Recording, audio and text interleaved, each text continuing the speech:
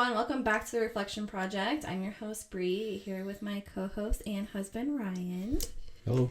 Hey, so we had our pilot. We posted just a few days ago.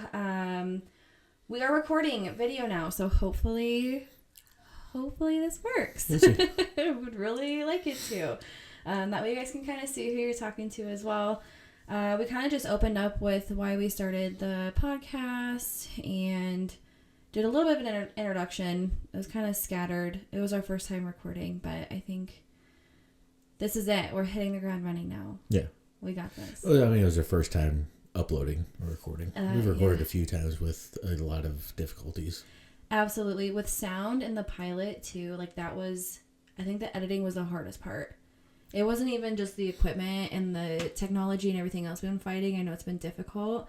But just spending hours of editing. So Yeah, I've been that was all you. No, I've been reading and doing more research on what we can be doing to kind of help ease the process. So hopefully this episode will be easier. So we're gonna kick off this episode with kind of just talking about my journey a little bit and opening up about my past, who I was, who I am, and then I think we're gonna try to see if we can't get you to talk a little bit on the next episode about your journey. Yeah, we'll see. Awesome. Okay. So without further ado, and I do have notes because it's when you talk about life events, like my fear, I mean, I'm in school and I do a lot of writing and it's not, you can't do a bunch of jumping around. So I know we had the conversation of, you're going to jump around a lot. We're having a conversation, you know, when referring to the podcast. That's what I'm afraid of, is talking about a certain event and then, oh, wait, no, but this goes back to this, but then jumping forward to now and constantly reassuring. Like the big thing is reassuring that I'm not the person that I'm going to be discussing for a lot of my life in this. And so, and I know, again, people that know me now know that I'm not that person. I don't like who I was then. So I'm going to try not to jump around as much as I possibly can. Again, I know there's going to be a lot of questions, a lot of concerns, a lot of comments. We have however many episodes that you guys will be interested in hearing from us. So I don't want to get all into the weeds of everything and every little bit of myself, because I want to be able to contribute later and answer those questions. Are you ready? Yeah, let's do this. You've already heard this story a few times. Times, yeah. Excuse me. So, my mental health journey started when I was 24. I was pregnant and just divorced. I wasn't pregnant when I got divorced. Well, I was. So I was going through a divorce and then that happened. And lost a lot of family, lost a lot of friends through the divorce process. I gained new friends, met some new people, with my son's dad. And I thought it was fine at the time. I just didn't want to be alone through everything. It was always the biggest fear of my life, was being alone. Like, death didn't scare me. Nothing else scared me more than being alone. So when I was pregnant, my didn't have the greatest relationship with my family. So my stepmom ended up having like a coming to Jesus. You know, the family doesn't really trust you right now. You know, everything that's been going on. It's just going to take a lot of work to get our trust back. And I wanted to have family in my son's life. So I'm like, yes, absolutely. And she wasn't wrong. I definitely did. Situationally, with the divorce and everything, that did not pan out the way that that anybody thought it would, but I just thought I would have a little bit more love and support from my family, and it didn't seem that way. Again, not like we discussed in the pilot, this is not shifting blame on everybody. I think I just had different expectations and still feel, or not that I think about it, but still feel a certain way that things could have gone a lot differently. Things that are out of my control and I can't change anymore. So had this conversation, and the biggest thing, I mean, I took everything that she said with everything. You know, she was right about it all. When she started discussing, you've been exhibiting all of these toxic behaviors all your life. You know, the lying, the cheating, the stealing, you're just a dishonest little girl, and just talking about how I was so troubled and had all these issues. It wasn't until I got into the car. I mean, I cried. I mean, I was pregnant too. Like, my hormones were already going crazy. That I got into the car and just like processing it all and like trying to breathe because it was definitely an anxiety attack happening. And thought, wait, if I've had these issues all of my life, why didn't I go get help? Why didn't I go see somebody? Not brought up, yeah. After a divorce and I'm pregnant with someone else's child, like, why? Yeah. So she had recommended therapy at that time. And so I didn't take it as seriously as I did, but I did start exploring that avenue. Really did not take it serious. That was also a time in my life where I was very dependent on other people for a lot of things. Almost everything, really. So I thought, I'm seeing this psychiatrist, like, he or she's going to fix me. I'm probably going to get put on meds, like, that'll fix me, that'll make me better. I wanted to change. I wanted to be better, but I didn't have that, like, inner, what's the word I'm trying to use? Like, that inner, like, I had the motivation to do it, just not to put in the work. I didn't have that type of motivation. Yeah. You know, I had no self-awareness at all. And so with that, I was diagnosed with anxiety and depression. And then one thing that my stepmom said was that I exhibited a lot of narcissistic behavior, which with all the things that she listed off, like, she wasn't wrong. But my psychiatrist told me that I had border personality disorder. So, and I had to list all these things because they're exactly what she had advised that kind of go along the realm of a narcissist and what a narcissist exhibits. So fear of abandonment and loneliness, unstable relationships, whether or not it's self or inflicted and just inflicted on partners or people that you chose to be in your life. Poor or distorted self-image, dangerous or impulsive behaviors, self-harming or thoughts of suicide, rapid mood changes, distrust of others, especially authority, anger issues, disassociated feelings, and general discontent. And she had gone on with so much more, but those are the ones that I related to so much throughout just my teen years and like going through my 20s. And just kind of finding out, asking her, like, where did this come from? Like, why am I this way? So she had mentioned genetics can be a part of it, but majority of it is going to be learned behavior, or it's going to be your environment. And so that's when we started doing the memory recall. If anyone has done memory recall in therapy, it is hard. Like, it is so hard. I felt dehydrated from how much I cried. And like just how much like I felt so sick. Like, it was really hard. And they just going into like my life from a child, my family dynamic, you know, my parents being split, you know, was part of it. That kind of just trickled everything else. Everything was a cause and effect, essentially. And it was, I didn't know how to cope. I didn't know what I was supposed to cope with. Mental health was not something that was ever talked about when we were younger. And so I just thought, well, I'm just a really crappy kid and this is who I am, and kind of left it at that. Yeah, I have the memory recall reflections here. It was just so hard. But essentially it just stems all the way back, and then you seriously do like, like you're reliving your life. You're walking through every detail of everything. You know, did something like this happen? Okay, did this happen? What was the aftermath? All the time. So it was constantly me telling these stories of things that I had done wrong, and then the aftermath that came from like the discipline to the consequences to the, you know, how I felt and how it was just a pattern over and over again. Yeah, it was. And when the biggest thing, I know I said it towards the end of the pilot, was childhood trauma. She said childhood trauma doesn't just come from like physical abuse, you know, it can be at the hands of those who raised you. So then one thing that was discussed is my parents, even as of a year ago, 2 years ago now already, asked that question of my dad. Well, mental health wasn't something like it wasn't a thing. Was that 2 years ago already? I think so, yeah. Yeah. Yeah. So just having that conversation of, we didn't have that when we were younger. What do you mean? What do you mean didn't have that? Like, so was I just a bad kid? Or, you know, well, all you kids are different. Yeah, everyone's different. But it was just, you guys knew something was wrong with me.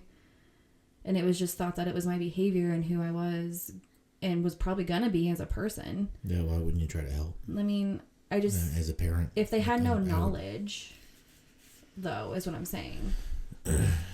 I agree. Well, they saw the behavior. And yeah. Like if I see behavior like that in my children and our children, then... Yeah. Yeah, I'm going to try to help. Absolutely. Which we've tried doing, so... But we're going to talk about mental health in children later, so... But yeah, no, you're right. If we see that in our kids, it's okay, let's take a trip to, you know, family care and see what we can do. You know, maybe it is just their age, or maybe it is, you know... A lot of it, too, is I want to know what I'm doing wrong, because there was just so many instances that, yes, I did something, and I messed up, but the reaction was not a reaction that should have happened. No. A lot of it was... you know, telling me you're going to hell, or, you know, I want to see all my kids go to heaven with me. And, you know, and they were not physical. My parents were not physical with me. I think we got spanked a few times, but they were not, that was never a thing. So yeah, it was just, again, and for me, it was just repetition of behavior. Like I was constantly doing the same really crappy things as a kid. And even again, up through my teens and 20s, just no self-awareness. I had none. It was usually, of course, I felt guilty afterwards. Like, oh, I did that. And then again, with, you know, the religious aspect of it, of, you know, threatening that you're going to go to hell if you do this, you're going to go to hell if you do that. I don't want to see that happen to you. I would cry in my bed at night, or after I got in trouble, I would just like be sweaty, blubbery mess, like praying to God, what is wrong with me? Why can't I be better? Why can't I do better? All the time. Yeah, threatening a child with eternal damnation it's got to be one of the worst forms of abuse I can think of. I can't.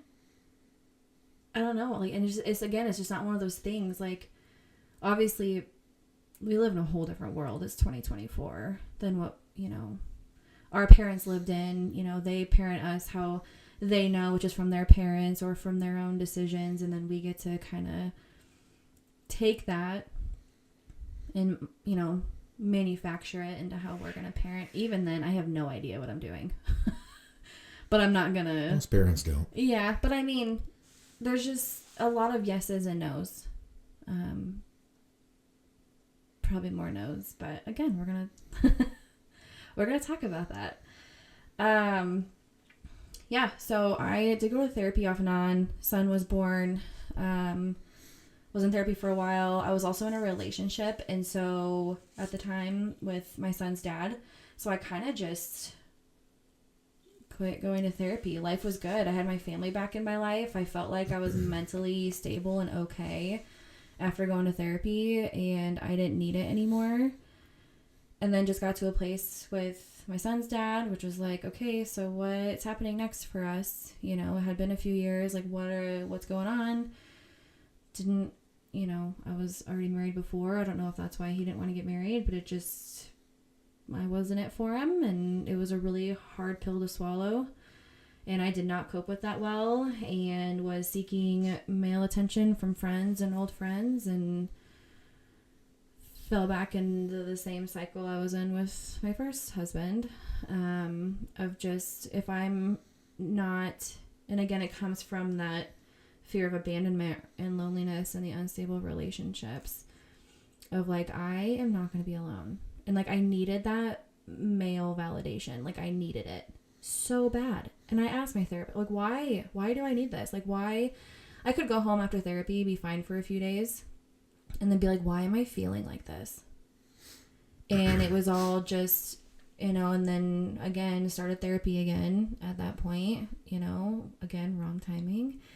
And I had to switch therapist because she had moved.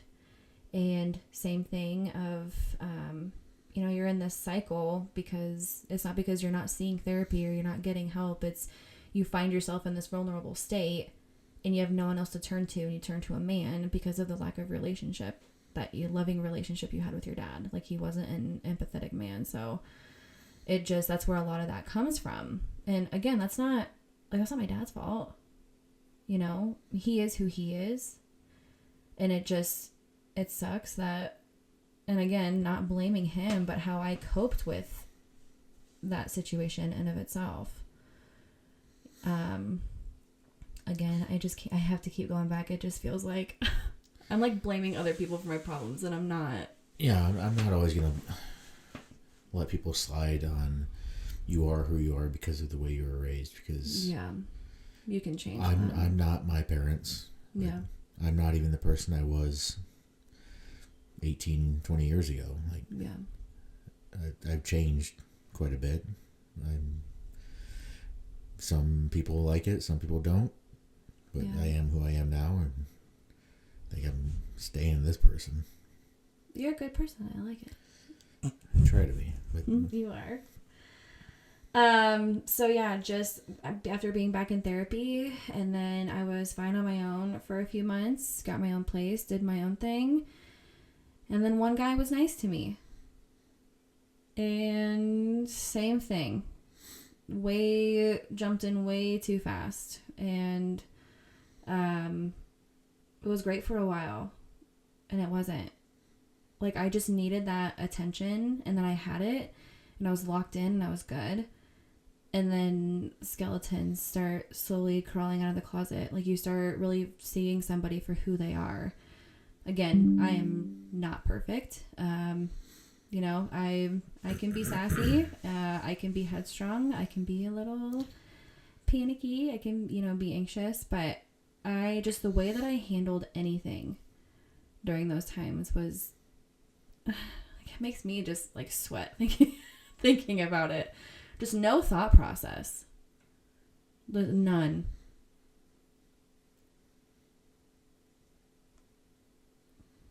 I thought you were going to say something. I mean, you're not completely like that now. You still have your panicky moments and your anxious moments. Like, initial reaction is, oh, what are we going to do? How's this panning out? Okay. All right. So, and then I'll figure out that solution. So, initial response, I could absolutely still work on that. Well, I see it coming a mile away when it's going to happen. And that's when I kind of just grab you and reassure you that you're really good at doing that. Things work out. They do. So yeah, that would be my second divorce. By 29? 30? I was 30. By the time things are all done, yeah. I guess the whole divorce was done, yeah. Again, just a lot of, he was seeking other people, talking to other people. I had no desire. Same thing. Was talking to people in ways I shouldn't have been talking and confiding in the wrong people. And yeah, one bad decision after another. And I just completely checked out and just didn't care towards the end of that. So again, same cycle. It was this cycle that I was just stuck in. Again, I kept saying, is it because I'm not in therapy anymore? Because same thing with him. I quit going to therapy. I thought, he's so good to me. Like, I'm fine. I'm good. I don't have to do this. I'm great. And then I wasn't. And then it's like, I brought up once, like, I need to go back to therapy before anything ever panned out the way it did. And it was, it's my fault you're depressed. It's my fault you're upset. It's my fault this and this. And it's like, I mean, a lot of it is because, like, you are in the, scenario when I think about the reason why. But it's also me for my sanity. Mm-hmm. So, again, I could have still chose to go. I didn't. In fear of him and his thought process and how he felt, I was putting him first above all else. And that was a me decision. That wasn't on anybody else. Went to therapy. yeah, I think then it was the border. And then I met you like a second time. Second time I met you. Yeah. And then we hung out and I avoided you as much as I could. I said, I am married right now and I am going through a divorce and I don't want anything to do with anybody, especially a military man. So we met, was it 6 months before that? 4 months? Something like that. It was for the annual training. Yeah, it was about 5 months before, I think. And I was a week finalized, like divorced. Maybe a week. I thought it was longer than that. No, yeah, because my annual training, like, I think the day it started or the day before it started, the finalization happened. And then, like, halfway through AT, we met. And then, like, I thought you were good looking. I was looking forward to seeing you on the mobilization. It's like this. Yeah, kind of, yeah. And then, yeah. I couldn't remember your last name. And I thought you were a fueler. Oh, because I was fueling aircraft. So I looked at the roster of people coming out of the deployment. Damn. And I didn't see a name that just, like, really popped out as being familiar. Like, well, damn, she's not going. And then I saw you, like, within the first week we were there. Yeah. I remember you sat in the office. You asked me for help with something, and I remember you smelled good. Anyways, for everyone who's listening, probably wondering, one question that has come up. I was gonna wait till the end to ask, but we're kind of nearing towards the end of this, and my battery's running low on the computer, so we're gonna just gonna hustle it up real quick. Nope, I lost it. Oh yeah, the question has come up of well, Ryan knows all your past. Yes.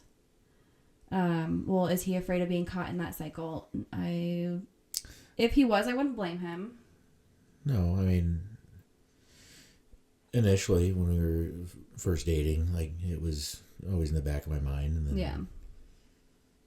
But no, we've talked a lot about these subjects, so Definitely have. I mean, yeah, and the thing is Ryan doesn't. I think it was maybe just like the swearing him off and like, I don't want to do this. I don't want to be in a relationship.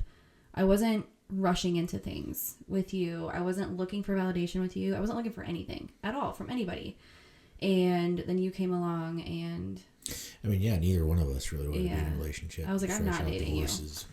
I'll hang out with you, but I'm not dating you. That didn't last long. Yeah. So, yeah, I mean, there's your answer to that. Again, I need to probably like do better at organizing people's comments if they want their names to be heard. Otherwise, I'm just leaving them out for now. Yeah, so the last few years, I know it sounds like this is all recent events.